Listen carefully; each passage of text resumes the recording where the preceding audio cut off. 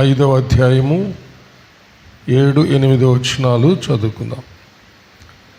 మీరు పులిపిండి లేనివారు గనుక క్రొత్త ముద్ద అవుటకై ఆ పాతదైన పులిపిండిని తీసి పారవేయుడి. అంతేకాక క్రీస్తు అను మన పస్కా పశువు వధింపబడెను గనుక పాతదైన పులిపిండితోనైనను దుర్మార్గతయు దుష్టత్వమును అను పులిపిండితోనైనను కాకుండా నిష్కాపట్యమును సత్యమును అను పులియని రొట్టెతో పండుగ ఆచరింతము. దేవుడు తన పరిశుద్ధ వాక్యమును మన ఆత్మీయ మేళ నిమిత్తమై మన వినికిడిలో దీవించునుగాక. ఆమేన్. దయచేసి అందరు కూర్చోండి.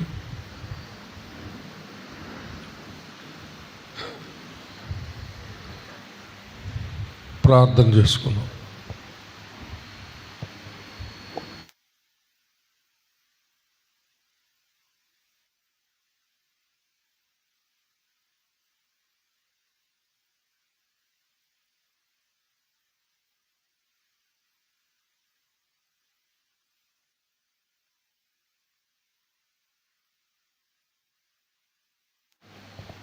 ప్రార్థించుకుందాం. మహాపరిశుద్ధుడు అయిన మా ప్రియ పరలోకపు తండ్రి, దయగలిగిన మా దేవ యెహోవా, మీకు వందనములు, స్తుతులు, స్తోత్రములు చెల్లిస్తున్నాము. మీ దీనదాసునైన నన్ను మీ సిలువ చాటున మరుగు చేసుకొని నాతోనూ మా అందరితోనూ మాట్లాడమని క్రీస్తు పేర వేడుకొంచున్నాము తండ్రి. ఆమేన్. హల్లెలూయా. చదివిన వాక్య భాగంలో నుండి ఒక అంశాన్ని నేను తీసుకున్నాను.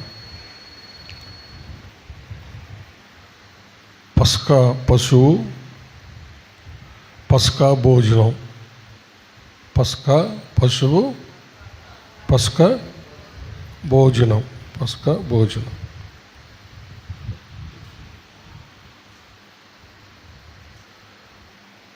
పస్కా పశువు, దీని యొక్క చరిత్ర మనము కొంచెం తెలుసుకుందాం.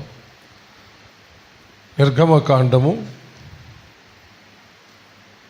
12వ అధ్యాయం. నిర్గమకాండము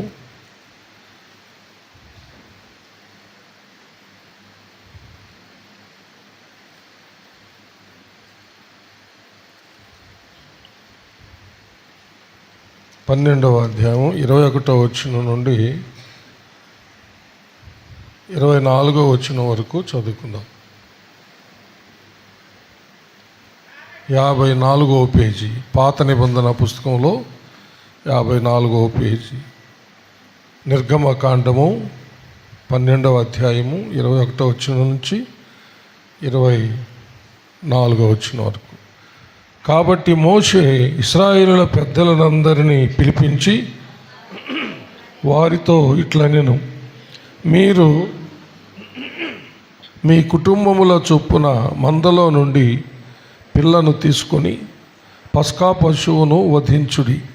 మరియు హిస్సోపు కుంచె తీసుకొని పల్లెములోనున్న రక్తములో దాన్ని ముంచి ద్వారబంధపు పైకమ్మికిని 2 నిలువు కమ్ములకును పల్లెములోని రక్తమును తాకింపవలెను. తరువాత మీలో ఎవరునూ ఉదయం వరకు తన ఇంటి ద్వారము నుండి బయలు వెళ్ళకూడదు. యెహోవా ఐగుప్తీయులను హతము చేయుటకు దేశ సంచారము చేయుచు ద్వారబంధపు పైకమ్మి మీదను 2 నిలువు కమ్ముల మీదను ఉన్న రక్తమును చూచి యెహోవా ఆ తలుపును దాటిపోవును. మిమ్ము హతము చేయుటకు మీ ఇండ్లలోనికి సంహారకుని చొరనీయడు. కాబట్టి మీరు నిరంతరము మీకును మీ కుమారులకును దీనిని కట్టడగా ఆచరింపవలెను. హల్లెలూయా. ఈ పస్కా పశువు యొక్క చరిత్ర ఏంటంటే, నిర్గమకాండంలో దేవుడు తన ప్రజలను ఐగుప్తీయుల బానిసత్వంలో నుండి వాళ్ళ వెలుపలికి తీసుకొని వచ్చేటప్పుడు 10 తెగుళ్ళను పంపించాడు. 10 తెగుళ్ళను. చివరి తెగులు ఏంటంటే, రాజు ఇంట్లోనూ అలాగే ప్రతి ఐగుప్తీయుని ఇంట్లో రాజు మొదలుకొని ప్రతి ఒక్కరి ఇంట్లో ప్రథమ సంతానము చంపబడాలన్నమాట. అలాగే పశువుల్లో, గొర్రె మేకల మందల్లో అన్నిట్లో కూడా మొదటి సంతానము చంపబడాలి. అది అన్నమాట ఆ తెగులు. అప్పుడు ఇజ్రాయేలు అక్కడే ఉన్నారుగా, ఇజ్రాయేలీలు ఐగుప్తులోనే ఉన్నారు. అయితే ఐగుప్తీయుల ఎండల్లో వారి యొక్క బిడ్డలు విడుదల పొందటానికి దేవుడు ఈ యొక్క చివరి తెగుల్ని వాళ్ళ మీదకి పంపించాడనమాట. నిజంగా చెప్పాలంటే ఇజ్రాయేలీల విమోచన కొరకు ఆ యొక్క ఐగుప్తు రాజు మొదలుకొని ప్రతి ఇంట్లో ప్రథమ సంతానాన్ని దేవుడు హతమార్చాడు అనమాట. అది చివరి తెగులు. అప్పుడు ఇజ్రాయేలీని రక్షించడానికి ఈ పస్కా పశువు అనేది వధించబడింది అన్నమాట. దాని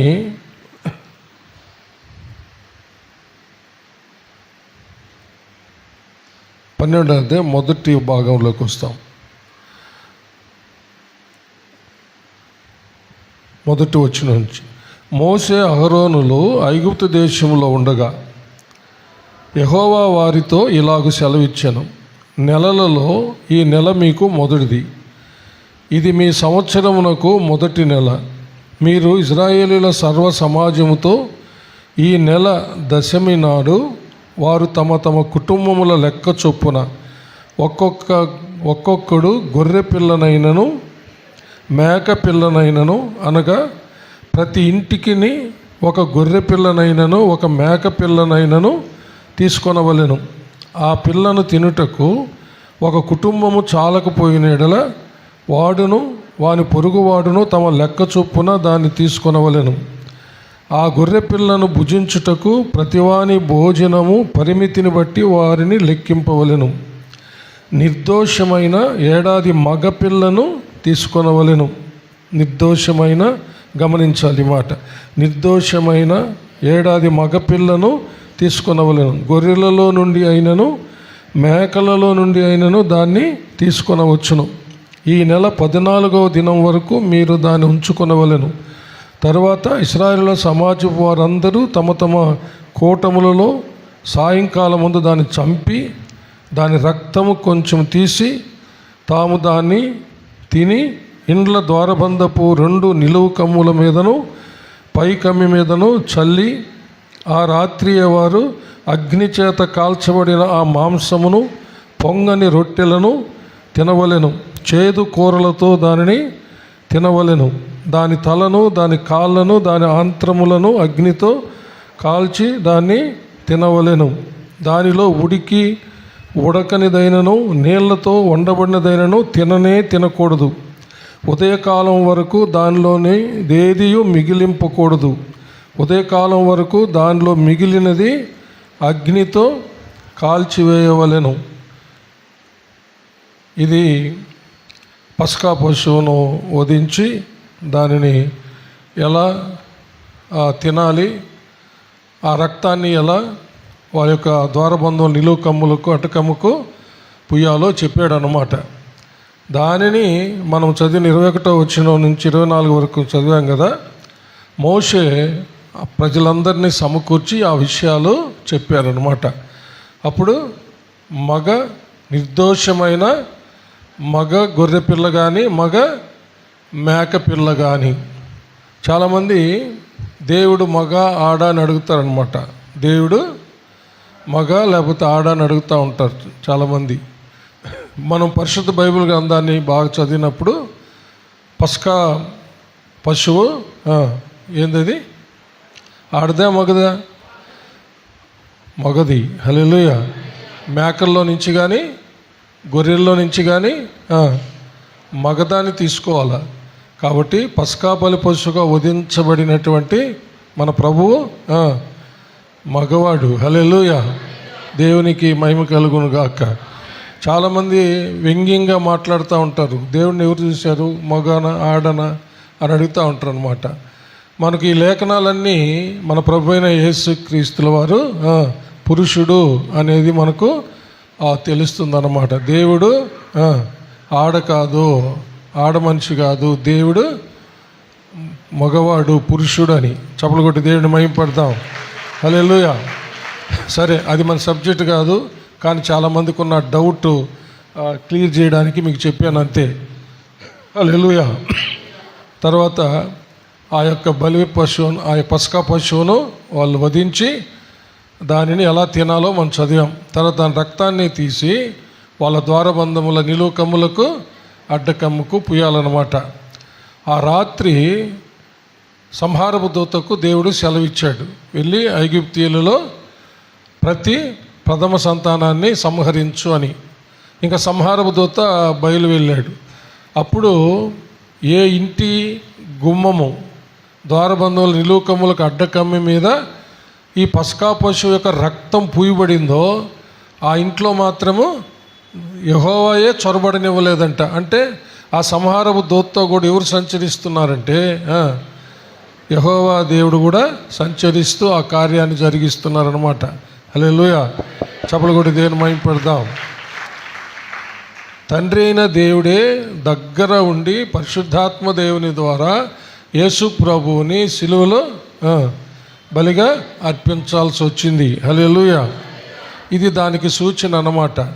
కాబట్టి అక్కడ యెహోవా దేవుడే సంచరిస్తూ ఈ సంహారపు దూతను ఆ యొక్క ఏ ఇంటికైతే రక్తం పూయబడిందో ఆ ఇంట్లోనికి చొరబడనివ్వకుండా ఆజ్ఞ ఇస్తున్నాడు అనమాట. దాటిపో అని. అదే పాస్ ఓవర్ అంటారు, దాన్నే పస్కా పండుగ అంటాం. పాస్ ఓవర్, దాటిపో అని చెప్తున్నాడు. ఎవరు చెప్తున్నారు? యెహోవా చెప్తున్నాడు అనమాట. ఆ విధంగా కొంతమంది ఐగుప్తీయులు కూడా ఇశ్రాయేలులతో ఏకీవించి ఆ యొక్క పస్కా బలి పశువును వధించి వాళ్ళు కూడా వాళ్ళ గుమ్మాలకి పస్కా పశువు రక్తాన్ని పూసుకున్నారు. ఎవరు? ఐగుప్తీయులు కూడా కొంతమంది. ఆ రక్తము ఐగుప్తీయుల ఇండ్ల మీద చూసి కూడా ఆ ఇంట్లోకి కూడా దేవుడు పోనీయలేదన్నమాట. అంటే ఇశ్రాయేలీలు కానీ ఐగుప్తీయులు కానీ ఎవరైనా సరే ఆ పస్కా బలి పశువు యొక్క రక్తాన్ని వారి ద్వారబంధముల నిలువు కమ్ములకు అడ్డకమ్ముకు పూసినప్పుడు ఆ సంహారపు దూత ఆ ఇంట్లోనికి వెళ్లకుండా దాటిపోయాడు అనమాట. ఆ ఇంట్లో మరణం లేదు, మరణ వాసనే లేదు. అదేవిధంగా మన కోసం మన ప్రభు పస్కా పశువుగా వధించబడ్డాడని మనం చదివాం. కొరింథీయులకు రాసినటువంటి పత్రికలకు రండి. మొదటి పత్రిక 5వ అధ్యాయము 7-8 చదువుతాం మరలా.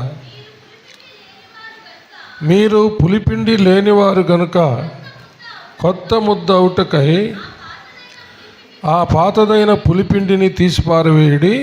ఇంతేకాక క్రీస్తు అను మన పస్కా పశువు వధింపబడెను. హల్లెలూయా. ఒక చక్కని పాట ఉంది కదా, అనాదిలో వధించబడిన దేవుని గొర్రెపిల్ల అని. హల్లెలూయా. ఇస్సాకుకు బదులుగా వధించబడిన గొర్రెపిల్ల. అలాగే పస్కా బలి పశువుగా వధించబడిన గొర్రెపిల్ల ఎవరు? మన ప్రభు అయిన యేసుకి. ఇక్కడ స్పష్టంగా చెప్తున్నాడు, సందేహం లేకుండా అపోస్తలుడైన పౌలు గారు ఆ పస్కా పశువు ఎవరిని చూపించింది అంటే ఇక్కడ మనం చదివిన ప్రకారము ఇంతేకాక క్రీస్తు అను మన పస్కా పశువు వధింపబడెను. చప్పలు కొడితే మహిమపడదాం. హల్లెలూయా. అంటే ఆ రోజు ఐగుప్తు దేశంలో ఒక్కొక్క మగ మేక పిల్లను మగ గొర్రె పిల్లను తీసుకొని వాళ్ళు వధించి ఆ రక్తమును ఆ యొక్క ద్వారబంధముల నిలువు కమ్ములకు అడ్డకమ్ముకు పూశారు. హల్లెలూయా. తర్వాత ఆ యొక్క మాంసాన్ని వాళ్ళు తిన్నారన్నమాట. హల్లెలూయా. అదేవిధంగా మన ప్రభు అయిన యేసుక్రీస్తుల వారు పస్కా బలి పశువుగా వధింపబడెను అని రాస్తున్నాడు, అని జ్ఞాపకం చేస్తున్నాడు కొరింథీ సంఘానికి. హల్లెలూయా. కాబట్టి పస్కా బలి పశువుగా వధించబడింది ఎవరు? ఇప్పుడు మన ప్రభు అయిన యేసుక్రీస్తు. హల్లెలూయా. ఇప్పుడు మనం ఏం చేయాలి? ఇప్పుడు ఆయన శరీరాన్ని తినాలి, ఆయన రక్తాన్ని తాగాల. హల్లెలూయా. వాళ్ళు అక్కడ ఆ రక్తాన్ని తిన్నారు అని రాయబడింది. అయితే పాత నిబంధన ప్రకారము ఆ రక్తాన్ని తాగకూడదు అన్నమాట. ఆ రక్తాన్ని తినకూడదు. కానీ ఇప్పుడు మనము యేసుక్రీస్తు యొక్క రక్తాన్ని తాగుతున్నాం. చప్పలు కొట్టి దేవుని మహిమపడతాం. హల్లెలూయా. పాత నిబంధనలో వ్రాయబడినటువంటి ఆ రక్తాన్ని తినకూడదు, రక్తాన్ని ఏ విధంగా కూడా చేయకూడదు. అంటే అది ప్రాణం అన్నమాట. రక్తము ప్రాణం కాబట్టి తినకూడదని బైబిల్ చెబుతుంది. కానీ మనం మన ప్రభు అయిన యేసుక్రీస్తు యొక్క రక్తాన్ని మనం తాగుతున్నాం. ఎందుకంటే అది జీవం. చప్పలు కొట్టి దేవుని మహిమపడతాం. అది జీవం. మనకు జీవం రావాలంటే యేసయ్య రక్తం తాగాల్సిందే. చప్పలు కొట్టి దేవుని మహిమపడతాం. అంటే పాత నిబంధన కాలంలో రక్తాన్ని తినకూడదు, తాగకూడదు అంటే అర్థమైంది, దాన్ని ఒక ఆహారంగా కానీ శరీరానికి కావలసిన ఒక ఆహారంగా కానీ పానంగా కానీ ఆ రక్తాన్ని తీసుకోకూడదు అని అర్థం. వాళ్ళు ఆ శరీరాన్ని మాత్రమే, ఆ మాంసాన్ని మాత్రమే తినాలి. కానీ ఇప్పుడు క్రీస్తు యొక్క రక్తాన్ని మనం తప్పకుండా తాగాలన్నమాట. ఎందుకంటే అది మనకు జీవం. హల్లెలూయా. ఆ జీవం లేకపోతే మనం బ్రతకలేం, మనం నిత్య జీవానికి వెళ్ళలేం. అందుకని యేసు ప్రభువు ఏం చెప్పాడు? నేను నా గొర్రెలకు జీవం ఇవ్వడానికి వచ్చాను, అది సమృద్ధిగా ఇవ్వడానికి వచ్చాను. ఒకసారి చదువుతారా? యోహాను సువార్త 10:10.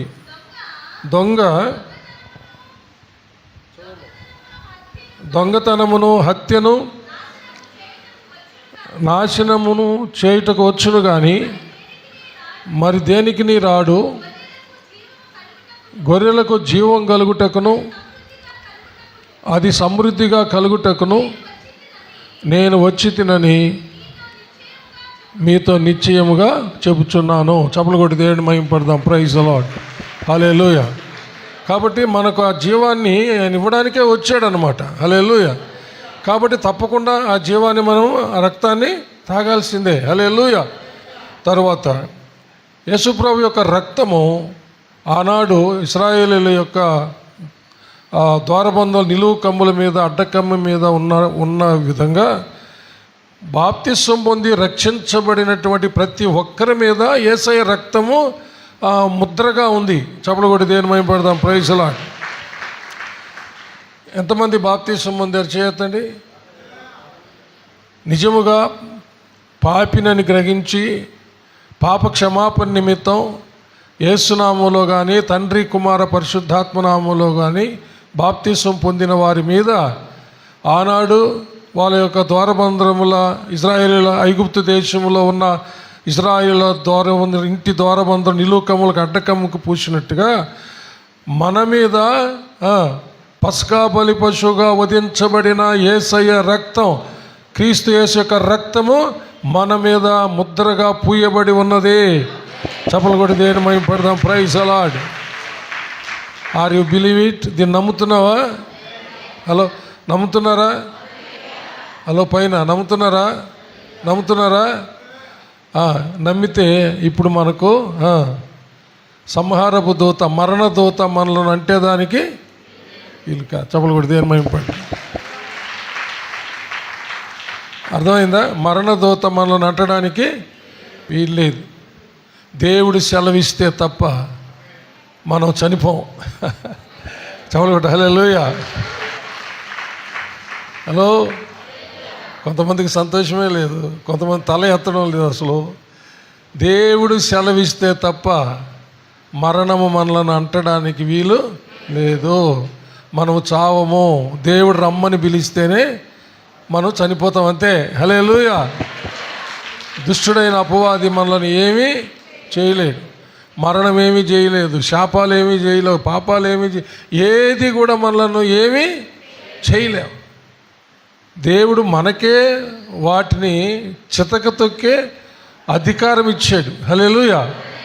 లోకాసు వార్త 10వ అధ్యాయం 19వ వచనం చూస్తే అక్కడ ఒక అధికారాన్ని గురించి రాయబడింది మనకు. ఇదిగో పాములను తేళ్లను తొక్కుటకు శత్రు బలమంతటి మీద. మీకు అధికారం ఇచ్చినాను, ఏదియు మీకెంత మాత్రము హాని చేయదంతే. హల్లెలూయా.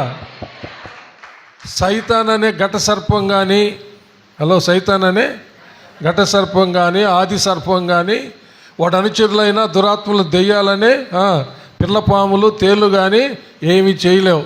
అంత మాత్రం కాదు, డైరెక్ట్గా మన ఎదుట ఈ భూమి మీద ప్రాకేటటువంటి ఏ విష సర్పాలైనా సరే మనల్ని ఏమీ చేయలేవు. ఇప్పుడే సాక్షి ఉన్నాం కదా, తేలిమేటి వెంకట సుబ్బయ్య చెప్పాడు, అక్కడ నాగుపాము పడగ ఎత్తేసింది. ఏసయ్య ఏసయ్య నేనేం చేసేదన్నాడు, గమ్ముగా పండుకొని దాన్ని అది పోయింది. చప్పలు కొట్టి దేని భయపడతాం.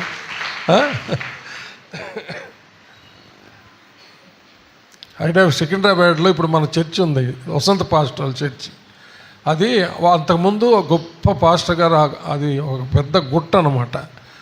అక్కడ సేవ చేసి ఆయన, ఆ తర్వాత ఆయన పిల్లలు సేవ చేసేవాళ్ళు లేక ఆ మందిరం మాత్రం ఎవరు కొనుక్కోకుండా చుట్టుపక్కల స్థలాలంతా కొనేసుకున్నారు, పిల్లలు అమ్మేశారు. గుడి మాత్రం కొనుక్కోవడానికి భయపడి అది కొనకుండా అట్టున్నారనమాట. దేవుడు అది మనకి ఇప్పించాడు. అక్కడ గుడి కట్టాం. అక్కడ ఇప్పుడు హైదరాబాద్లో గుడి ఉండేది, కింద వసంత ఫ్యామిలీ, తర్వాత పైన చర్చ్ అనమాట. ఈ మధ్యన కొడుకు పెళ్లి చేసి ఇప్పుడు బయట బాడిగింట్లో ఉన్నారు, కానీ అది ఖాళీగానే సంఘ కార్యక్రమాలకి కింద ఉపయోగిస్తున్నాను అనమాట. అక్కడ అంతకుముందు సేవ చేసిన ఆయన గురించి విన్నది ఏంటంటే, ఆయన సేవ చేస్తూ ఉంటే ఒక నాగపాము వచ్చిందంట. ఏసునాములు అక్కడే పడి సావు అన్నాడంట. ఏది ఏసునాములు అక్కడే పడి సావు అంటే అది పడగెత్తి అక్కడే కొట్టుకొని అక్కడే చచ్చిపోయిందట. అది హల్లెలూయా. అక్కడే కొట్టుకొని చచ్చిపోన్నాడంట. అట్టే కొట్టుకొని చచ్చిపోయింది. అంత గొప్ప సేవకుడు అక్కడ సేవ చేస్తే ఆ స్థలాన్ని దేవుడు మనకి ఇప్పించాడు. చప్పలు కొట్టి దేవుని మహిమపడదాం. హల్లెలూయా. అర్థమైందా? కాబట్టి భూమి మీద కూడా ఏది మనల్ని ఏం చేయలేదు.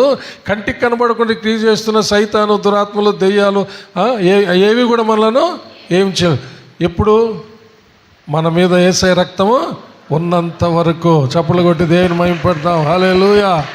అందుకనే నెలకు ఒకసారి అయినా కొన్ని సంఘాల్లో వారము బలను తీసుకొని జ్ఞాపకం చేస్తూ ఉంటారనమాట. హల్లెలూయా. అలాగనే మన ప్రభు అయిన యేసుక్రీస్తు యొక్క శిలువ మరణము, పునరుద్ధానము, మన కొరకు ఆయన చేసిన త్యాగాలని జ్ఞాపకం చేసుకుంటూ స్తుతిస్తూ ఉన్నప్పుడు దేవుని యొక్క శక్తి మనలో నుంచి విడుదలవుతుంది. హల్లెలూయా.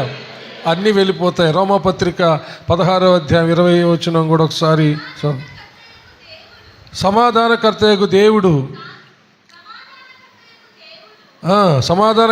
దేవుడు సాతానును మీ కాళ్ళ కింద శీఘ్రముగా చితక తొక్కించును. గుర్తుపెట్టుకోండి, యేసయ్య రక్తము మన మీద ఉంది. హల్లెలూయా.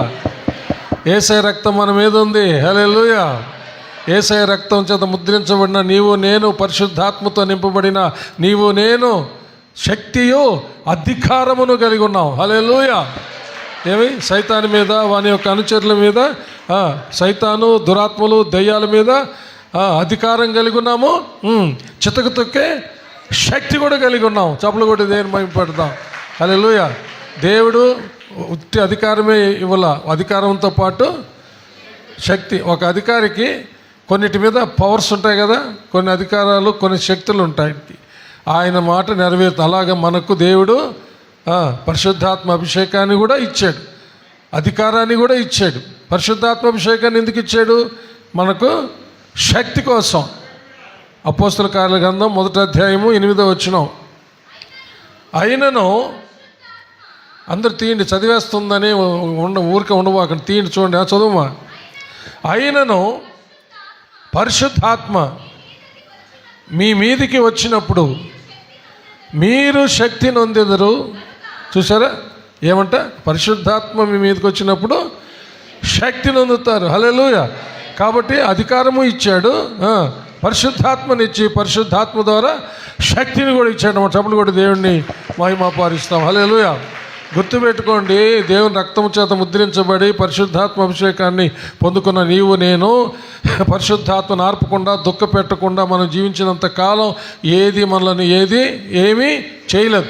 ఏ వ్యాధి కూడా ఏమీ చేయలేదు. హలో, దుష్టుడైన అపవాది, దురాత్మలు, దెయ్యాలు, ఇంకా ఈ లోకంలో ఉన్న మనం అంటుంటామే పేడ, సిడి, కీడు, చావులు కడగపోతే చావు కీడు వస్తుందేమో సార్ అని భయపెడతారు.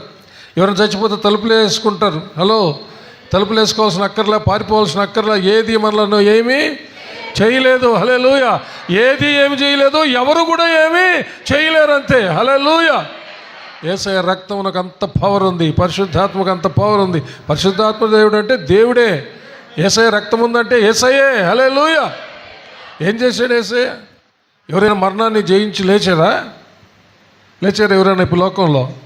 ఎంతోమంది మహాత్ములు, మహానుభావులు పుట్టారు కదా, పవర్ఫుల్ వారియర్స్ పుట్టారు కదా, శక్తివంతమైన వీరులు పుట్టారు కదా, రాజులు పుట్టారు కదా, ప్రపంచాలని కదిలించిన వాళ్ళు పుట్టారు కదా, ఎన్నో సంస్థ నాయకులు పుట్టారు కదా. ఎవరైనా చనిపోయి తిరిగి లేచారా? యేసు ప్రభు శక్తి అందరినీ మింగేసిన మరణాన్ని ఆయన మింగేసి తిరిగి లేచాడు. హల్లెలూయా. కొరింథీయులకు రాసిన మొదటి పత్రికలోనే 15వ అధ్యాయము 54వ వచనం, 54 చూడండి. ఈ క్షయమైనది అక్షయతను ధరించుకొనినప్పుడు, ఈ మర్త్యమైనది అమర్త్యతను ధరించుకొనినప్పుడు విజయమందు మరణము మృంగివేయబడెను. హల్లెలూయా. గట్టిగా చప్పట్లు కొట్టి ప్రైజ్ గాడ్ జీసస్. మరణము అందరిని మింగేస్తే యేసు ప్రభు మరణాన్ని మింగేసి మృత్యుంజయుడే లేచాడు. చప్పట్లు కొట్టి దేవుని మహిమపడు. ఆ ప్రభు మనతో ఉన్నాడు, మనలో ఉన్నాడు. హల్లెలూయా. యేసయ్య ఉన్నాడంటే తండ్రి ఉన్నాడు, పరిశుద్ధాత్ముడు ఉన్నాడు. పరిశుద్ధాత్ముడు ఉన్నాడంటే తండ్రి ఉన్నాడు, యేసయ్య ఉన్నాడు. తండ్రి ఉన్నాడంటే యేసయ్య ఉన్నాడు, పరిశుద్ధ త్రియేక దేవుడు మనలోనే ఉన్నారు, మనతోనే ఉన్నారు, మన పైన ఆవరించున్నారు. ఎందుకు భయపడాలి? దేనికి భయపడాలి? హల్లెలూయా. భయపడాల్సింది ఒక్కదానికే. దేనికంటే 4:4 కీర్తన 4:4 భయముంది పాపము చేయకుడి. సరే, దేనికి భయపడాలా? పాపము చేయకుండా ఉండడానికి భయపడాలా. హలో, అంతే. ఇంకా దేనికి ఎవరికి భయపడాల్సిన అవసరతే లేదు. నిజ క్రైస్తవునికి భయం అంటూ ఉండాలంటే దేవుని యందు భయం కలిగి పాపము చేయకూడదు, అంతే. హలో, ఏంది? పాపం చేయకూడదు. కాబట్టి పాపము చేసేస్తానేమో అన్నటువంటి భయంతో, భక్తితో దేవుని యొక్క సన్నిధిలో ఏ పాపమునకు చోటు ఇవ్వకుండా మనం జీవించాలి. అందుకని మనం చదివిన వాక్య భాగంలోకి వద్దాం. అందుకని 2 విషయాలు ఇక్కడ ఉన్నాయి. మొదటిది ఏంటంటే 7వ వచనంలో, మీరు పులిపిండి లేనివారు కనుక క్రొత్త ముద్ద అవుటకై ఆ పాతదైన పులిపిండిని తీసి పారవేయుడి. పస్కా పండుగ ఎలా ఆచరించేవాళ్ళంటే ఆ రొట్టెలు పులిసిన పిండితో చేయకూడదు అన్నమాట. పులిసిన పిండితో చేయకూడదు. అప్పటికప్పటికే ఫ్రెష్గా రొట్టెలు తయారు చేసుకొని తినాలన్నమాట. అది పస్కా పండుగ అంటే పులియని రొట్టెల పండుగ అని కూడా అందుకే అన్నారు. దాన్ని ఏమన్నారు? పస్కా పండుగని పులియని రొట్టెల పండుగ అని కూడా ఎందుకు అన్నారంటే ఫ్రెష్గా అప్పుడప్పుడే రొట్టె చేసుకొని తినాలన్నమాట. దాని అర్థం ఏంటంటే యేసుక్రీస్తు ఎల్లప్పుడూ ఆయన ఫ్రెష్గానే ఉన్నాడు. హల్లెలూయా. ఆయన శరీరము కుళ్ళిపోలేదు. చప్పట్లు కొట్టి దేవుని మహిమపడదాం. ఆయన శరీరము యేసుప్రభు సమాధిలో కుళ్ళిపోయాడా? చెప్పండి. యేసుప్రభు శరీరం కుళ్ళిపోయిందా? ఆయన శరీరము కుళ్ళిపోల. దావీదు రాజు కూడా 16వ కీర్తనలో రాశాడు, నీవు పరిశుద్ధుని కుళ్ళు పట్టనివని. యేసుప్రభు శరీరం కుళ్ళు పట్టలేదంటే అది పరిశుద్ధ శరీరం. హల్లెలూయా. పాపము లేని శరీరం. హల్లెలూయా. పాపుల శరీరాలు మట్టిలో కలిసిపోతాయి, కుళ్ళిపోతాయి.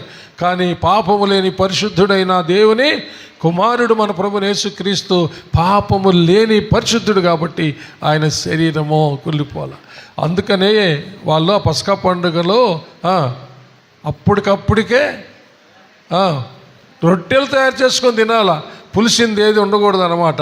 అది ఇక్కడ చూస్తున్నాడు. ఇక్కడ దాన్ని దేనికి పోల్చాడంటే పులిసినది పాపానికి సూచనగా చెప్తున్నాడు అనమాట. పులిపిండి లేనిదిగా మనం అంటే ఇక్కడ పాపమనే పులిపిండి. ఏంటి చెప్పండి? పాపమనే పులిసిన పిండి అంటే ఏంది అర్థము? ఎప్పుడు ఒక పిండి పులిసిపోద్ది, అది నిలవ ఉంటే దాన్ని అట్లే పెట్టుకుంటే పులిసిన పిండి అంటాం. అంటే ఇప్పుడు చాలామంది జీవితాల్లో పాపము అలాగనే నిలిచి ఉంది. అనేకుల్లో పాపము నిలిచి ఉంది. హలో, అలాగా ఉన్న ఆ నిలిచి ఉన్న పాపాన్ని తీసి పారేయమంటున్నాడు. ఎప్పుడు? పస్కా భోజనంలో నీవు ఆయన శరీరానికి సాదృశ్యంగా రొట్టె, ఆయన రక్తానికి సాదృశ్యంగా ద్రాక్షారసాన్ని తీసుకునేటప్పుడు నీలో ఇంకా పెట్టుకో ఉన్నావే ఆ పాత పాపం. పులిచిన పిండి అంటే పాత పిండి, పులిచిన పిండి పాతది. అలాగ పాత పాపం ఏదన్నా నీలో పెట్టుకొని ఉంటే ఇంకా ఈ వాక్యం వింటున్నా ఇప్పుడైనా సరే దాన్ని నువ్వు వదిలిపెట్టాల. హల్లెలూయా. తీసేసి ఫ్రెష్గా నువ్వు బల్లలో పాల్గొనాలన్నమాట. అది మొదటి భాగం.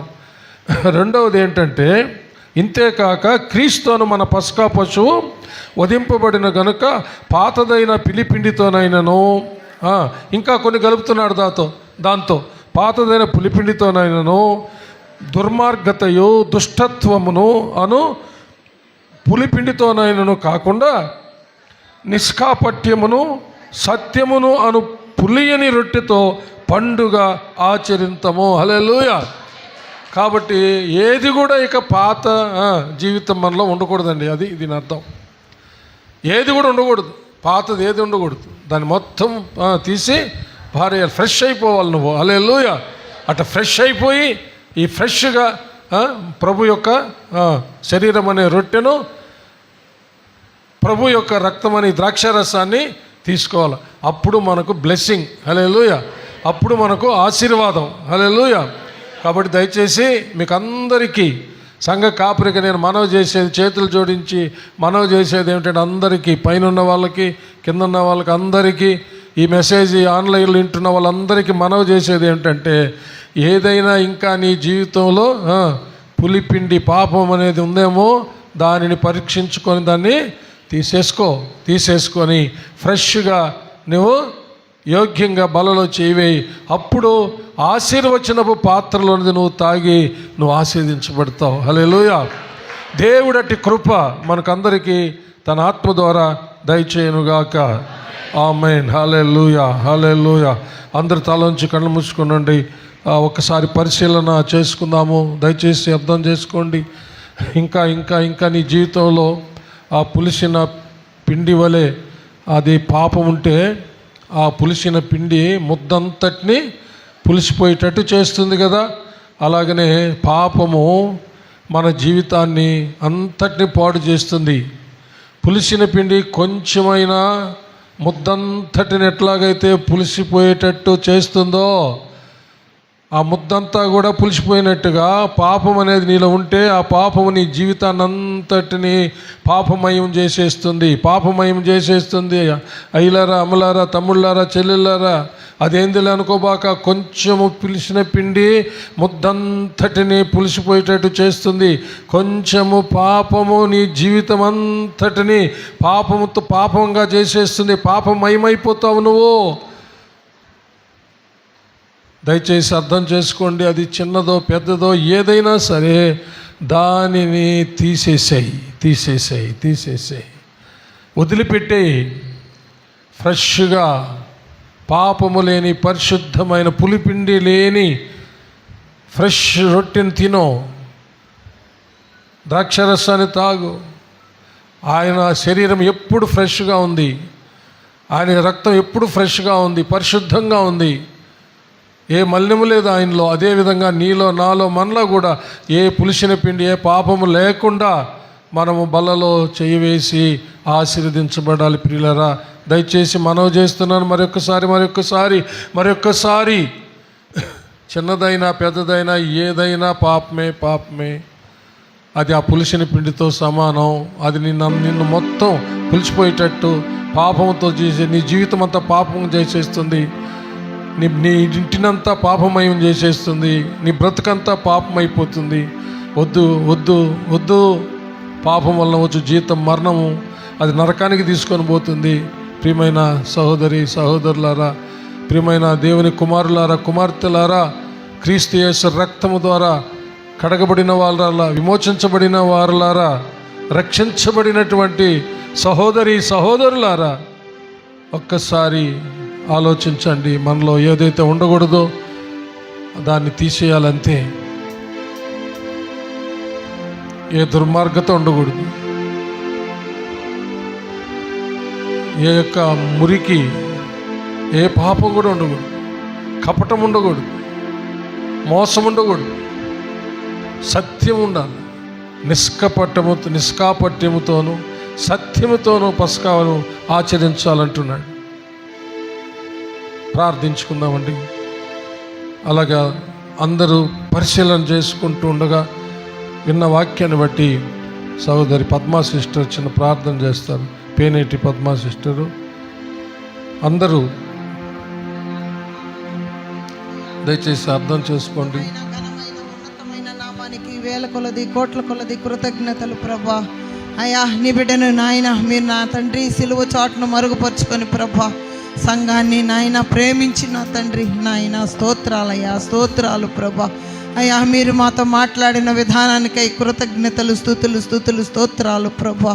నాయన నా తండ్రి మా కోసము ప్రభా పస్కా బలి పశువుగా ప్రభా నాయన ఆ దినమున ప్రభా అయ్యా నా తండ్రి ఇజ్రాయేలు నా తండ్రి గడప కమ్ముల మీద నా ప్రభా నాయన నా తండ్రి అయ్యా నా తండ్రి మగ గొర్రెను నాయన వధించి నా ప్రభా నాయన రక్తాన్ని పూసుకున్నటువంటి ఇంటికి ప్రభా అయా సంహారక దూత నాయన దాటిపోతుందని ప్రభా అయా నా తండ్రి నాయన దేవుడే దాటించాడని ప్రభా అయ్యా మీరు మాతో మాట్లాడిన విధానానికై కృతజ్ఞతలు, స్తుతులు, స్తోత్రాలు ప్రభా. అదే పశువు ప్రభా, ఆ గొర్రె పిల్లే ప్రభా ఈ దినాన ప్రభా సర్వ మానవాళిని ప్రేమించిన ఆయన అమూల్యమైనటువంటి పరిశుద్ధమైన ప్రభా ఆ గొర్రె పిల్లగా నా ప్రభా నా తండ్రే నాయన దగ్గరుండి ప్రభా నీ పరిశుద్ధ నామానికి కృతజ్ఞతలు, స్తుతులు, స్తోత్రాలయ్యా. అయా శిలువమానం మీద ప్రభా నాయన అప్పగించావని ప్రభా నీ పరిశుద్ధ నామానికే కృతజ్ఞతలు, స్తుతులు, స్తోత్రాలు చెల్లిస్తున్నాం నాయన. ఆ పస్కా పశుబలువుగా నా ప్రభా మా యేసయ్యే నాయన ఆ శిలువలో మరణించి ప్రభా నాయన తండ్రి ఆ పరిశుద్ధ రక్తము ప్రభా నాయన స్తోత్రాలు ప్రభా ఆ అమూల్యమైన రక్తముతో నా ప్రభా నాయన స్తోత్రాలయ్యా, స్తోత్రాలు ప్రభా. నాయన ఈ దినాన్ని కడగబడినటువంటి వారికి ప్రభా నాయన స్తోత్రాలయ్యా. అమూల్యమైన రక్తమే నా తండ్రి నాయన ఈ దినాన్ని త్రాగడానికి ప్రభా నాయన మీ శరీరాన్ని తినడానికి నాయన అయ్యా నా తండ్రి ఆ రక్తం అనే ముద్ర మా మీద ఉంచిన దేవుడవయ్యా నీ పరిశుద్ధ నామానికి వందనాలు ప్రభా. ఎవరైతే నా తండ్రి తమ పాపములను నాయన విడిచిపెట్టి ప్రభా మీ రక్తంతో కడగబడి నా ప్రభ పరిశుద్ధ జాబితాలో చేరామో ప్రభా నాయన నా తండ్రి నాయన వందనాలు ప్రభా. అమూల్యమైన రక్తాన్ని నా ప్రభా శరీరాన్ని తీసుకోవడానికి ప్రభా మీ కృప మాకు దొరికిందయ్యా. నీ పరిశుద్ధ నామానికి స్తుతులు, స్తోత్రాలు ప్రభా. ఈ దినాన్ని ఇంకా నా ప్రభా ఏదైనా పులిసిన పిండి ప్రభువా అయ్యో నా తండ్రి నాయన పాపం అనే ప్రభా పులిపిండి నా ప్రభా అయ్యో మాలో ఉంటే నాయన ఇంకొక తరుణం ఇచ్చావయ్యా. మీకే కృతజ్ఞతలు, స్తుతులు, స్తోత్రాలు ప్రభా. దాన్ని విడిచిపెట్టే నాయన ధన్యత నా ప్రభా ఈ దినాన ప్రభా మీరేమో నా తండ్రి నాయన సంఘానికి ఇచ్చినందుకై కృతజ్ఞతలు ప్రభా. ఏ దున్య తీసిపారేమన్నా నాయన అయ్యా పరిశుద్ధులుగా మారి నాయన పరిశుద్ధమైన బల్లలో చేయవేయమన్నావయ్యా. నీ పరిశుద్ధ నామానికి కృతజ్ఞతలు, స్తుతులు, స్తోత్రాలు ప్రభా. నాయన మమ్మల్ని మేము పరీక్ష చేసుకొని ప్రభా నీ పరిశుద్ధ పాదముల చెంత ఉన్నాము ప్రభా. నీ సిలువ చాటున ఉన్నామయ్యా నాయన నా తండ్రి నీ కృపలో నాయన బల్లలో చేయవేయడానికి ప్రభా మమ్మల్ని నాయన మేము ఆయుధపరుచుకొని ప్రభా నీ తండ్రి నీ పరిశుద్ధ శరీరంలోను రక్తంలోను పాలివాగుముట్టుకు నాయన కృపనిచ్చి నాయన మేము అందరము నాయన నీ సన్నిధిలో ఉన్న బిడ్డలము నాయన నీ జీవాన్ని నాయన నీ శక్తిని నాయన నీ పరిశుద్ధాత్మ బలమును పొందుకొని ప్రభా ఈ లోకంలో ఉన్న ప్రతి దాన్ని త్రొక్కడానికి నాయన కృపనిచ్చి నడిపించమని నమ్మదగిన యేసయ్య చేతులకు మమ్మల్ని మేము అప్పగించుకుంటూ యేసు నామమున నామమున ప్రార్థిస్తున్నాం తండ్రి. ఆమేన్. హల్లెలూయా. దయచేసి పరిచారకులు ముందుకు రండి.